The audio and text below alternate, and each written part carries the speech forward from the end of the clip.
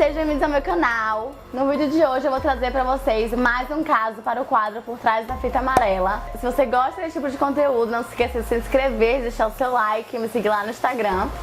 O caso de hoje é um caso que particularmente me deixou muito irritada. Eu já tinha lido sobre esse caso antes, mas eu nunca cheguei a me aprofundar. E quando me aprofundei, eu só me irritei. E eu acho que vocês também vão se irritar, então se vocês se irritarem com esse caso, comenta aqui embaixo também pra saber que eu não estou sozinha. Então vamos ao caso. Amy Lynn Bradley nasceu no dia 12 de maio de 1974, em Petersburg, Virgínia. Ela era uma jovem brilhante e extremamente inteligente que tinha acabado de terminar a faculdade em Longwood College no ano de 1996. E ela trabalhava também como salva-vidas e apesar de ela ser uma ótima nadadora, ela morria de medo do oceano, o que acabou fazendo com que Amy, com 23 anos de idade, acabasse recusando a proposta de seu pai de um cruzeiro com a família. Mas seus pais, Ron e Eva, acabaram convencendo Amy a ir, juntamente com seu irmão Brad Bradley. E eles acabaram indo em um cruzeiro extremamente famoso chamado Rhapsodies of the Seas.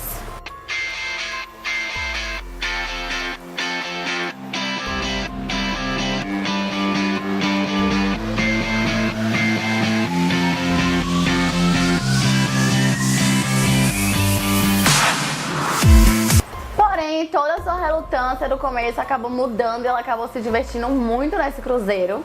No dia 23 de março de 1998, na terceira noite de viagem, quando o navio estava atracado em Aruba, no Caribe, Amy e sua família resolveram ir para um jantar no convés superior do navio, onde eles tiraram várias fotos e tiveram um ótimo momento em família. Os familiares de Amy perceberam que um garçom que não havia parado de olhar para ela o dia inteiro no navio, estava trabalhando ali no restaurante naquela noite e ele continuava encarando ela, até que em um momento ele chegou em Amy e perguntou se ela gostaria de ir a uma festa com ele fora do navio, mas ela não se interessou e continuou a noite com sua família normalmente. Após o jantar, os pais de Amy foram descansar um pouco, enquanto Amy e Brad, seu irmão, decidiram ir para o cassino do navio, e de lá eles resolveram ir para a boate dentro mesmo do navio e ficaram festejando bastante juntos até de madrugada ao som de uma banda que estava tocando chamada Blue Orchid. Brad, já cansado, resolveu voltar pro quarto 15 minutos antes de Amy e deixou ela com o baixista da banda chamado Alistair Douglas, conhecido como Yellow. Por volta das 4 horas da manhã, Amy retornou ao seu quarto, onde se reencontrou com Brad e eles ficaram conversando, brincando bastante sobre tudo o que tinha acontecido no dia. E eles ficaram conversando na varanda do quarto, que só quem estava no quarto poderia acessar aquela varanda, era uma varanda privativa. Às 5h30 da manhã, o pai de Amy, Ron, acabou despertando um pouco e olhou pela janela e acabou vendo as pernas de Amy na varanda. E ele simplesmente supôs que ela estava dormindo ali na varanda mesmo, porque ela tinha voltado tarde da festa. E como eles iriam acordar só daqui a meia hora, era pouquíssimo tempo, ele não queria interromper seu sono, então deixou ela lá dormindo e voltou a dormir. E às 6 horas da manhã, apenas 30 minutos depois dele ter visto Amy, Ron acordou para começar a se arrumar, pois ele já tinha uma programação completa para aquele dia, quando ele percebeu que Amy não estava mais na varanda, mas como sua caixa de cigarros também tinha desaparecido e o chinelo de Amy estava na varanda, ele imaginou que ela tinha ido apenas dar uma volta e ela também não tinha deixado nenhum bilhete dizendo que iria demorar mais, que era uma coisa que ela sempre fazia, exatamente para não preocupar seus pais, mas ela não tinha deixado naquela manhã. Quando Amy não retornou para a cabana durante o dia, seus familiares começaram a ficar preocupados e pediram para que os funcionários do navio fizessem um aviso pelo alto-falante à procura de Amy, porém eles simplesmente se recusaram, dizendo que era cedo demais para isso. Além de também recusarem os pedidos da família de não atracarem o navio em Coração, exatamente para evitar que, se Amy tivesse sido sequestrada, isso impedisse que o sequestrador fugisse com ela. Após o navio atracar, umas 8 horas da manhã, o capitão ordenou uma inspeção completa pelo navio, em todos os seus 10 pavimentos e os seus 999 quartos. Embora a família de Amy já tivesse percebido que muitos dos hóspedes já tinham saído do navio, antes mesmo que a busca fosse concluída. E como era de se esperar, não havia sinal nenhum de Amy, como se ela simplesmente tivesse desaparecido no ar. E mesmo após toda essa inspeção e Amy não ter aparecido, o capitão se recusou a divulgar fotos de Amy dizendo que ela estava desaparecida para seus hóspedes, porque ele disse que se incomodaria os passageiros. As coisas ficaram ainda mais estranhas no dia seguinte, quando a FBI chegou e eles informaram a família que a segurança do navio não havia feito a inspeção completa e que eles apenas tinham feito uma inspeção nas áreas comuns e nos banheiros e em nenhum dos quartos. Ao retornarem ao navio, a família Bradley foi recebida pelo agente de gerenciamento de risco, que na verdade era o advogado da companhia de cruzeiro, que estava ali apenas para representar o cruzeiro contra qualquer ação que os pais de Amy quisessem fazer contra eles. Mas o FBI interveio, eles começaram a fazer várias entrevistas com esse advogado, mas em todas as entrevistas a família não pôde estar presente. Porém, em todas as entrevistas do FBI com a família, esse advogado pôde estar presente. E esse tipo de comportamento por parte do cruzeiro com a família de Amy foi extremamente desanimador para eles. Mas com o apoio e o suporte do FBI, eles continuaram as buscas. À medida que a investigação continuava, várias testemunhas apareceram e algumas pistas foram surgindo sobre o que poderia ter acontecido com Amy. Uma testemunha chamada Crystal Roberts afirmou ter visto Amy logo após que ela saiu de sua cabine com um homem chamado Yellow, o baixista da banda Blue Orchid. E outra testemunha afirmou também ter o visto flertando com Amy durante toda a festa. E vídeos até mostram os dois dançando lentamente, até mesmo com as mãos dadas.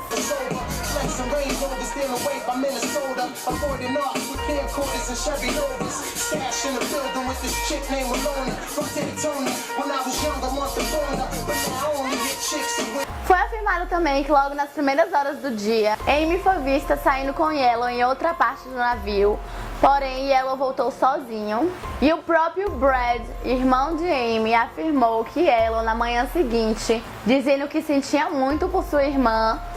Só que o que era estranho nisso tudo é que a essa hora ninguém sabia do desaparecimento de Amy, além da família do FBI e da segurança do navio, então não teria como eles saber que Amy havia desaparecido, o que foi muito estranho. Mas mesmo assim os policiais não encontraram evidência nenhuma que ligasse Yellow ao desaparecimento de Amy.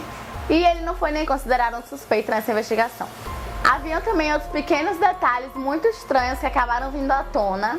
Mais tarde foi alegado pela própria família Bradley que no dia 23 de março, na noite anterior ao desaparecimento de Amy Bradley, eles haviam visto um grupo de indivíduos que não eram passageiros entrando no navio e simplesmente ficando em um canto, olhando tudo o que acontecia, e eles estavam com a atenção maior em Amy. O que eles acharam muito estranho, que pessoas que não eram passageiros pudessem simplesmente entrar no navio como se nada estivesse acontecendo. E também foi alegado que haviam 3 garçons que estavam agindo de forma inadequada com Amy, como por exemplo chamá-la pelo primeiro nome, flertar com ela e até mesmo convidá-la para ir para a praia com eles. E em um momento a própria Amy havia afirmado que eles lhe davam arrepios. E ainda mais bizarro que tudo isso, Amy e sua mãe no dia seguinte haviam ido ver as fotos que elas tinham tirado na noite anterior, que seriam postadas em um quadro. E todas as fotos que Amy estava haviam desaparecido. E o próprio responsável lembrou sim que ele havia tirado foto de Amy e que não sabia o que tinha acontecido. Queria procurar essas fotos até o dia seguinte, mas até hoje nada. E ainda não está clara a conexão de todos esses pequenos fatos com o desaparecimento de Amy, mas que eles são muito estranhos, eles são. Apenas 5 meses após o desaparecimento de Amy Bradley, ainda em 1998, 2 turistas canadenses afirmaram ter visto Amy andando na praia de Coração, acompanhada de 2 homens. E quando ela percebeu que esse casal falava inglês, ela tentou se aproximar deles, mas rapidamente esses 2 homens simplesmente puxaram ela e levaram ela para um café que tinha ali perto. O casal canadense foi capaz de identificar algumas tatuagens bem específicas que Amy tinha, incluindo um diabo da Tasmânia girando em uma bola de basquete que Amy tinha no ombro. E essa tatuagem era bem específica porque ela era uma jogadora de basquete e foi por conta disso que ela conseguiu uma bolsa na faculdade. Um sol na parte inferior das costas e um gecko no umbigo, além de um piercing. E esses detalhes que esses turistas não tinham como saber levaram muitos a acreditar que realmente era Amy naquele dia. E em 2005, Amy foi supostamente vista em uma loja de departamentos em Bridgetown, Barbados, sob circunstâncias igualmente preocupantes.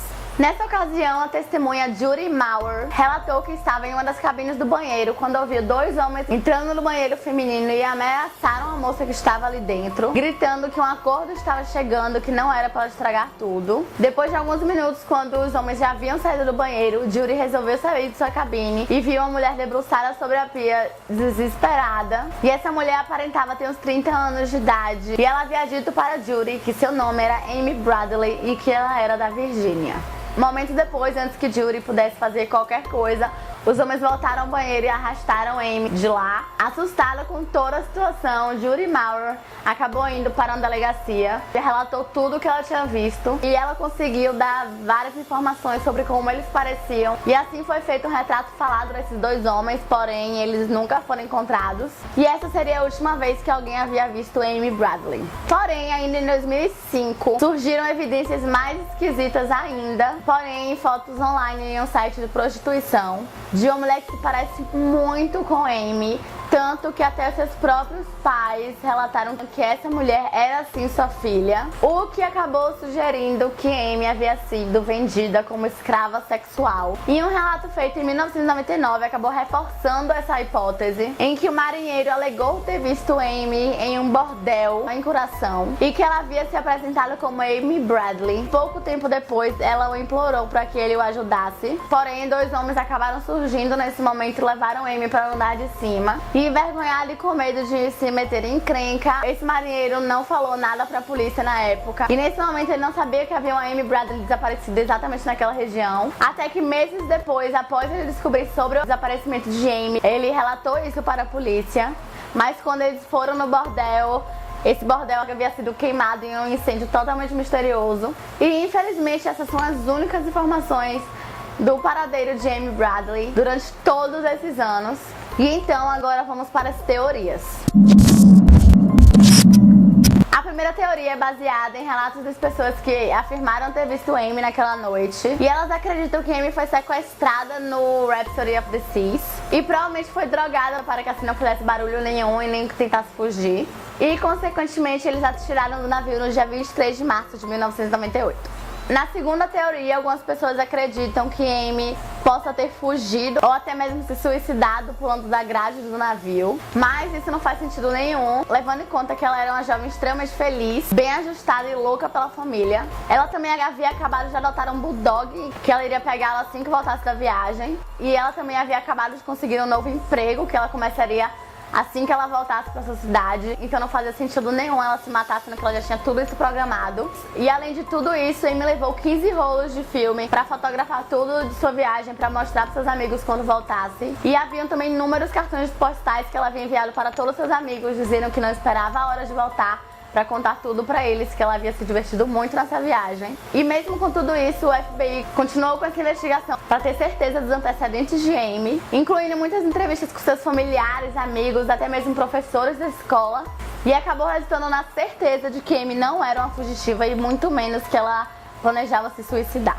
A terceira teoria, algumas pessoas acreditam que ou Amy se envolveu com alguma coisa ilegal, ou ela testemunhou o crime e acabou sendo silenciada. E apesar de muitos ainda acreditar nessa teoria, ela foi descartada pela polícia, porque Amy obedecia muito às leis, ela é uma pessoa extremamente certa em relação a isso. E ela não havia registro criminal nenhum, então era muito difícil que esse fosse o caso.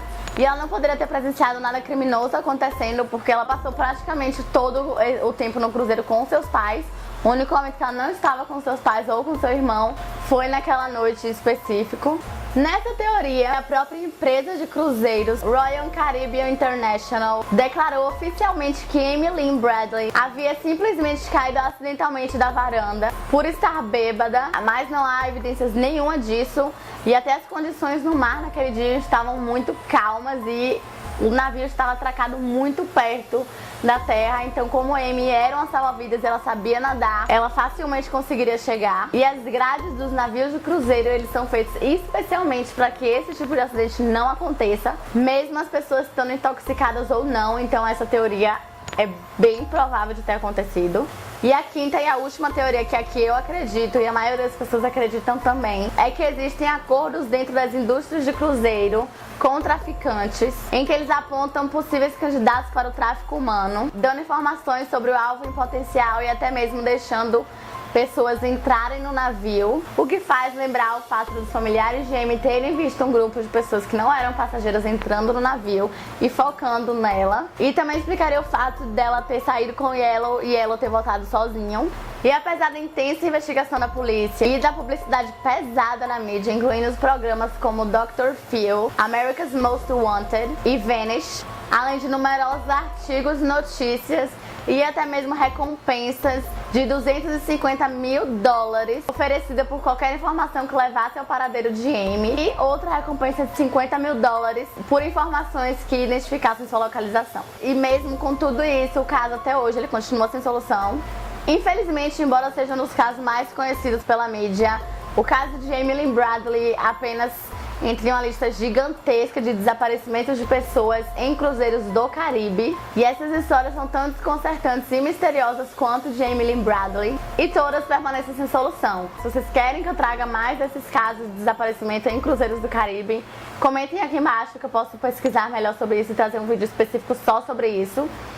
Enfim, gente, esse foi o caso de hoje. É um caso que me deixou muito indignada com o comportamento do cruzeiro. Espero que vocês tenham gostado. Se vocês gostam desse tipo de conteúdo, não se esqueçam de se inscrever, de deixar o seu like e me seguir lá no Instagram. E se vocês têm também algum caso específico que vocês querem que eu traga aqui pro quadro, comentem aqui embaixo que eu vou trazer. É isso. Beijos!